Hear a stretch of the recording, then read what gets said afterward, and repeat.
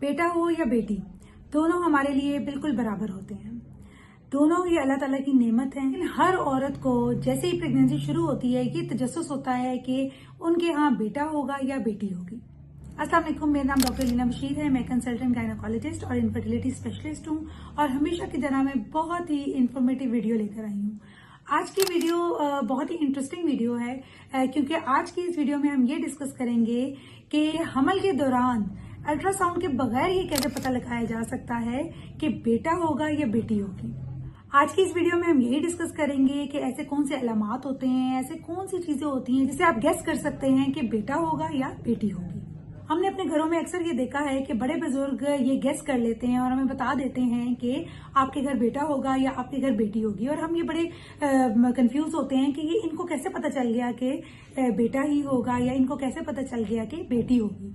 ये जितने भी हमारे बुजुर्ग होते हैं, हमारी नानियां दादियां, ये अपने एक्सपीरियंस से, अपने तजर्बे से हमें ये बताते हैं। इसमें कुछ बातें ऐसी हैं जो साइंटिफिक तौर पे बिल्कुल सही हैं, लेकिन कुछ ऐसी हैं जो मिथ्स हैं, जिनकी कोई लॉजिक नहीं है, लेकिन वो क्योंकि अपने तजर्बे के लिहाज से हम बात करेंगे। हमारे कुछ ऐसे पेशेंट्स होते हैं जिनमें हम वो चेंजेस देखते हैं तो हम ये गेस कर लेते हैं कि उनके यहाँ बेटा होगा या बेटी होगी।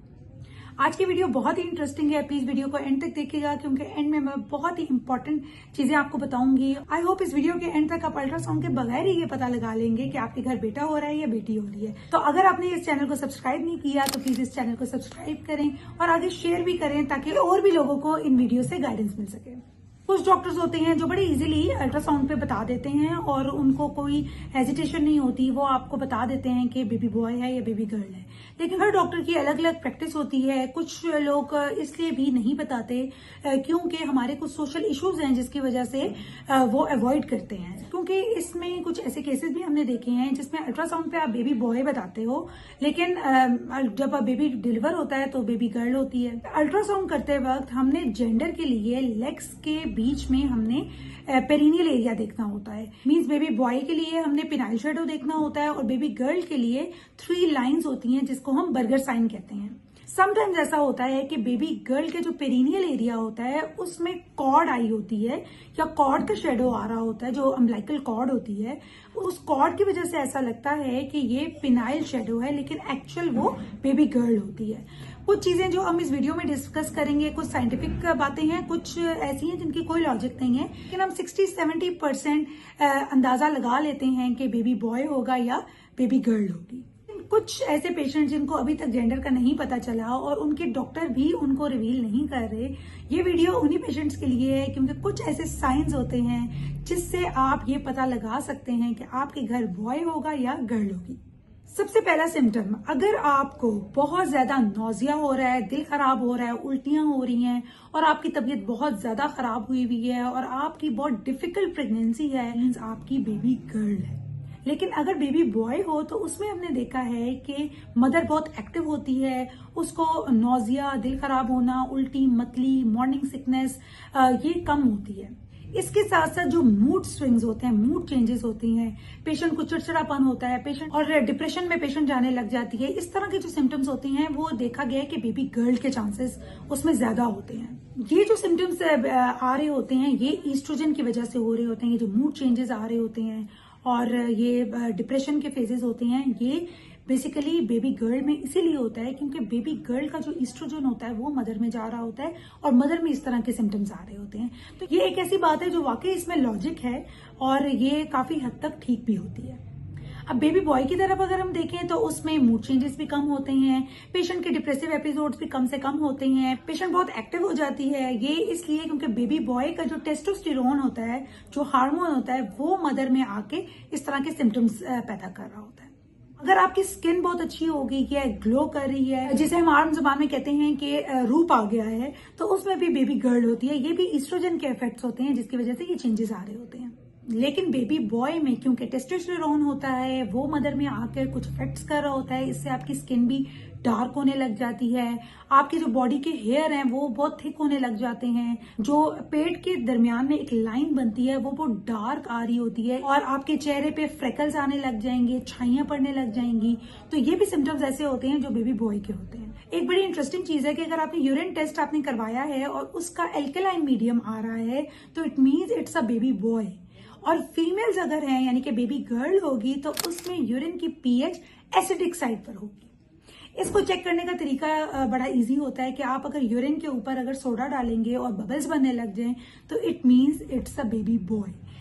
बेबी गर्ल जिनकी होती है उनका वेट गेन भी बहुत ज्यादा होने लग जाता है और बेबी बॉय में वेट गेन इतना नहीं होता। इसके अलावा देखा गया है कि बेबी गर्ल में पेट जो होता है उसका जो प्रोमिनेंस होती है वो आगे की तरफ होती है, लेकिन बेबी बॉय में पेट कम भी निकलता है, एब्डोमेन इतना प्रोमिनेंट आपको महसूस नहीं होता। यही वजह है कि बेबी बॉयज में दर्दें जल्दी आने लग जाती हैं, जबकि बेबी गर्ल में देखा गया है कि दर्दें 9 मंथ पूरा हो जाता है उसके बाद भी नहीं आती। उसकी वजह यही है कि बेबी गर्ल ऊपर होती है और बेबी बॉय जो होते हैं वो इजीली पेल्विस में चले जाते हैं और उनकी डिलीवरी भी बड़ी आसानी से हो जाती है।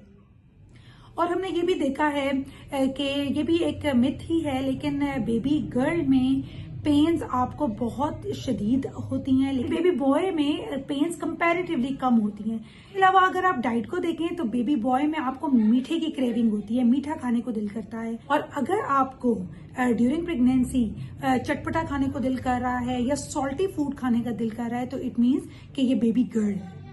एक और मिथ भी होती है कि अगर तो नाफ अंदर की साइड पे है तो वो बेबी बॉय होता है और अगर नाफ बाहर की तरफ है तो वो बेबी गर्ल होगी।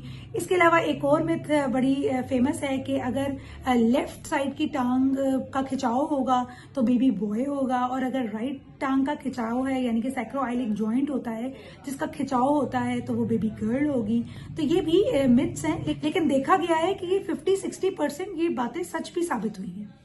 और एक और बहुत इंपॉर्टेंट चीज है जो पेशेंट अक्सर समझते हैं कि अगर बच्चा उल्टा है तो बॉय होगा और अगर बच्चा सीधा है तो बेबी गर्ल होगी। हालांकि ऐसा कुछ नहीं है। बेबी की पोजीशन का बेबी के जेंडर से कोई लेना देना नहीं होता।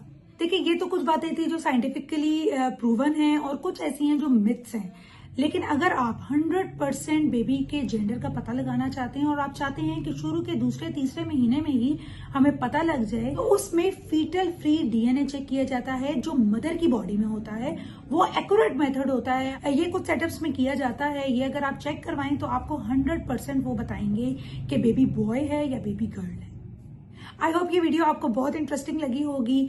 आई नो ऐसे बहुत से लोग होंगे जो इस वक्त ये सोच रहे होंगे कि हमें तो ऐसा कोई सिम्टम्स नहीं थे लेकिन हमारा जेंडर तो कुछ और था। तो उनके लिए ये है कि ये कोई 100% बातें नहीं है, ये जस्ट मिथ्स हैं जो किसी हद तक सच भी साबित हुई हैं।